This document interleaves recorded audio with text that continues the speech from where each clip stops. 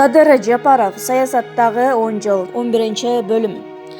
2013 жыл бийликтин мага ырайымсыз, мыйзамсыз аракеттери, куугунтуктары ушун менен токтогон жок. ЮПИГЕЙТ жай мезгили, ооруканада жатсам, Саруу айылынын жаштары келишти. Кумтөрдү мамлекетке алабыз деп жол тосуп жүрүшкөн эле. Кумтөр боюнча толук маалымат алалы деп келдик. Айтып бериңизчи дешти. Баарын айтып бердим. Кетеринде жакшы эле айттым. Балдар силерге канадалыктар пара сунушташат. Абайлагыла, байлыкка азгырылып кетпей таза болгула. Мына мага да $100 миллион сунушташкан, азгырылган жокмун, тузактарына түшпөдүм. Талкаланган мөңгүлөрдү, нарын суусуна агылып кирип жаткан сианидти өз көзүңөр менен көрүп келипсиңер. Анын баарын эле ичип жатат. Эми бекем туруп аягына чыккыла деп жылуу узаттым. Бирок кийин ал балдар бийлик менен тил табышкандай болуп кетишти эле. Тилекке каршы өзүңүздөр күбө болгондой $3 миллион пара сурашты деп Бактияр Курманов менен Эрбек Жунушбаевди УКМКнын тергөө абагына жабышты. Балдар жаштык кылып алданып калыштыбы же чындап эле азгырылганын бир Кудай өзү билет. Бийлик ЮПИГЕЙТ аттуу чуулгандуу тасма менен мени толук жок кылабыз деп ойлошту. Бийликтин жүзү анык ушул жерден көрүндү. Провокация менен алек болуп Садыр Жапаровду темир торго тыга албай катуу ара. Ушундайда ыплас иштерди жасоого булар кантип барууда деген ойлор мага тынчтык берген жок. Эл деген суунун агымы экенин ошондо түшүндүм. Алгач бул УКМКнын тасмасы жалпы каналдан кете баштаганда эл муну чындык катары кабыл алышты. Кудайдын буйругу менен УКМКнын кызматкерлеринин кайтаруусунда жаткан Өмүралиев алардан эптеп качып чыгып, Акпрессте өзү пресс-конференция берип, УКМК бурмалап, монтаждап, КТР аркылуу фальшивка тасма көрсөткөнүн дагы бир ирет тастыктаганда мага канча деген адамдар телефон чалышып, биз ишенген, бизди коргойт деген күч органдары мындай иш жасап жатса, Кыргызстан кайда барат, эми дагы кандай жомоктор чыгат экен? ЮПИГЕЙТ бул ГКМБнын кызматкерлеринин кесиптик деңгээлинин төмөндүгүн көрсөтүп турат. Ушундайда ыплас иштерди жасап, өзүбүздүн эле кыргыз азаматтарын каралап, камоонун аракетин жасоо кимге керек? Чачын ал деген команда берилген болсо, булар башын алгысы келгени кандай? Кошоматчылыктын да чеги болот да. Садыр, сен сынба деп жатышты. Бул сөздөр менин актыгымдын бир далилиндей туюлуп жатты. Кудай да алардын арам саясатын бат эле ачып койгондой болду. Ошентип бийликтин дагы бир видео шоусу өтпөй калды. Бул бийликтин ЮПИГЕЙТ шоусу мурунку матрешкадан да ашып түшкөнүн коомчулук билди. Ушул жерден Өмүралиевдин массалык маалымат каражаттарына берген маегин жана экөөбүздүн телефон аркылуу сүйлөшкөндөрүбүздөн үзүндү келтирүүнү туура таптым. Эл таразалап алсын. Эрлан Өмүралиев: УКМК мени жашуурун квартираларда кармап жатышты. Эрлан, ЮПИГЕЙТ окуясынан кийин таптакыр дайының чыкпай калды эле. Кайда жүрдүң? Баарыңарга белгилүү, ЮПИГЕЙТ окуясы жашуурун тасма менен тартылып эфирге чыгып кеткенден кийин УКМКнын кызматкерлери өмүрүң коопту, сени жок кылууга заказ берилиптир. Сенден алыстабашыбыз керек дешти. Алардын айтканына ишенип жакшы санаалаш болуп жүргөн оппозиционер агаларымды көз алдымдан өткөрө баштадым. Жыйынтыгында Садыр Жапаров Аликбек Жекшенкуловдо мени жок кылууга батынбайт, бир болсо Кубаныч Кадыровдун колунан келет деп ойлодум. Анткени ал ИИМде орун басар болуп иштеген деген ойдо болдум. Анан УКМКнын кызматкерлеринин кайтаруусунда Бишкекте жашуурун квартираларда болдум. Карындашым турмушка чыгып жатат, барып келейин деп сурансам макул дешти. Бирок ал жакка да жалгыз эмес, УКМКнын кайтаруусунда бардым. Ал жактан эптеп мүмкүнчүлүк таап, Садыр Жапаровго телефон чалдым. Байке, теледен берилген тасманын баары калп. Мен түнү менен Бишкекке барып пресс-конференция берип чындыкты айтып чыгам. Жардам бергиле дедим. Түнкү саат 4-тө нарын суусунун жанында үйүмдө кайтарууда жаткан жеримден уурданып чыгып келдим. 7-кабаттан ыргытып жиберебиз деп коркуткан деген маалымат тарады. Ошондой болгону чынбы? УКМКнын 3 кызматкери Москва Шопоков көчөлөрүнүн кесилишинде жайгашкан көп кабаттуу үйлөрдүн 7-кабатына алып барышты. Мен ойлодум, мени колдонуп бүтүштү. Эми Геннадий Павлюктун өлүмүндөй өлүм менен өлтүрүшөбү деп. Анан аларга ачык эле айтып ыйладым: эгер өлтүрсөңөр мени 7-кабаттан ыргытпай эле пистолетиңер менен атып салгыла. Мага болгону 2 рекет намаз окуганыма уруксат бергиле деп. Мени кайтарган балдардын баары жакшы балдар экен. Атабыз 7-кабаттан ыргытабыз дешкен да жок. Мен терезенин сыртындагы решеткага жашыл бантик байлап коюп тааныштарыма СМС жөнөттүм. Ушул жерде мени павлюктай кылып ыргытып жиберген жатышат окшойт, келип калгыла деп. 3 күн күттүм, эч ким келген жок.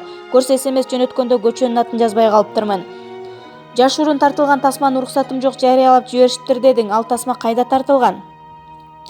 Ал видео УКМК тарабынан Москва Свердлов көчөлөрүнүн кесилишинде тартылган экен. Мен чынында тартып жатканын билген эмесмин. Телеге чыгарып жибергенде гана билдим. Ал тасманы теледен эмес, УКМКдагы ноутбуктан көрдүм. ЮПИГЕЙТ операциясынын автору ким? УКМК өздөрү болуп жатпайбы? КУАК проектисин жана ЮПИГЕЙТ долбоорун айтып, коктуголоттон бери түшүндүрүп беришип, мени кайталатып сүйлөтүшүп, аны жашыруун тасмага тартып алышып, телеге чыгарып атышпайбы? Бул эмне кылгаңар? Мен эми элдин бетин кантип карайм деп ыйлап, эртең пресс-конференция берип, бардык чындыкты айтам десем, УКМКнын орун басары атамды чакырып алып: балаңызды макул кылыңыз. Биз Казакстандан же Россиядан каалаган жеринен квартира алып беребиз. Бияктан 3-4 жылга чыгып кетсин деп айттырыптыр. Алар сен чет мамлекетке чыгарып жибергенге эмнеге кызыктар? Анткени мени массалык маалымат каражаттарга пресс-конференция берип, чындыкты элге айтып жибербесин деп коркуп атышат. Макул, айтканыңа ишенели. Бирок сени жакындан билгендер жакшыңды жаманыңды көбүрөөк айтып, ЮПИГЕЙТ менен КУАК идеясын сеники дешип жатат го. Учурунда жакшы саналаш болуп жүргөн нарындык жигитке ушул сценарийди айтсам, Садыр Жапаров акча береби депсиң го. Мен Соңкөлдөн жаштар революциялык жол менен эмес, эволюциялык жол менен кетебиз деп айтканбыз. Эл алдында ушундай сөздөрдү сүйлөп туруп, ЮПИГЕЙТ менин идеям болуп калса, анда мен өзүм каршы чыгып алган болом го. Сен видео тасмада бирөөнүн планын эмес, өзүңдүн планыңды айткандай эле айттың го. Бир да барак карабай. Менин эс тутумум жакшы. Ал жерде жаттап же оралана турган деле кыйынчылык жок болчу. Ген планды гана эске тутуп калуу керек болчу. Калыс деген байке күндөлүктөн 3 барагына жазган планын мен тез эле түшүнүп эсиме сактап калгам. Ошондуктан эч бир барак карабай эле видео тасмага айтып бердим. Канчактанганың менен элге саткынчылык жагынан жек көрүнүп калдың. Саясатка аралашкың келгени менен сени коом өгөйлөсө эмне кыласың? УКМК мени саясат үчүн пайдаланганын билгенден кийин таза адамдардын бетине кара көө жаап салганымды билдим. Ошол себептен булардан жана элден кечирим сурап, чындыкты айтып жатпаймынбы? Элге интервью берип актана албайсың да. УКМК жана сен сүйлөгөн жашыруун тартылып алынган тасманы берген телеканалдарды сотко берсең гана эл алдында акталарыңды айткандар бар. Ушундай кадам жасоого кудуретиң жетеби? Сотко берер бербесинди азыр чече элекмин. Азырынча адвокаттар менен сүйлөшүүлөр болуп жатат. Сотко бергенде ойлоном. Кече жакында эле оппозицияга шек келтирген маалыматың айттың. Азыр УКМКнын сени колдонуп, оппозицияга оор казганын айтып жатасың. Кокус ушундай былыкты аштың деп сага тиш кайрагандар болсо кантесиң? Кудай берген жанды Кудай алат. Азыр акыры башта бир өлүм деп акыйкатты чыгарып коеюн деп келдим. Болбосо УКМК түзүп берген шартты пайдаланмакмын. Алар Казакстан же Россиядан квартира жана иш берип, үй бүлөм менен көчүрүп барып коебуз деп жатышкан. Момун. Маек кыскартылып берилди. 2013 жылдын 3-октябрь күнү бир тууган инимди алып бөйрөгүн алмаштыруу максатында Минск шаарына аттанганы калдым. Ал жерге 2011 эле профессор Сабырбек Жумабековдун жардамы менен барып, кезекке туруп келген элек. Жогорку соттун чечиминен кийин башкы прокуратура мени чет өлкөгө чыгууга тыюу салып койгон экен. Салянованын атына кат менен Минск шаарына инимдин операциясына жөнөп жатам. Чектөөңөрдү алып салгыла деп кайрылдым. Заматта ошол эле 3-октябрь күнү жарым сааттын ичинде официалдуу түрдө кат аркылуу уруксат деген жообун берди. Адатта айлап жылдап мындай каттарга жооп беришпейт эмеспи? Бул жагдайда бийликтин күнү тууп жатпайбы? Минскиге Бакиевке кетти деп күнү түнү дебей массалык маалымат каражаттарынан каралап турушту. 7-октябрь күнү сарыуулуктар Каракол шаарында митинг өткөрүшүп, ызы-чуу кылышты. Муну да Садыр Жапаров уюштуруп коюп качып кетти деп теледен каралашты. Ал тургай ошол күнү ончакты баланы камап алышып, артыбызда Садыр Жапаров турат деп айткыла деп аларды көк ала койдой сабап кыйнашты. Омбудсмен Аманбаевдин видео архиви бар.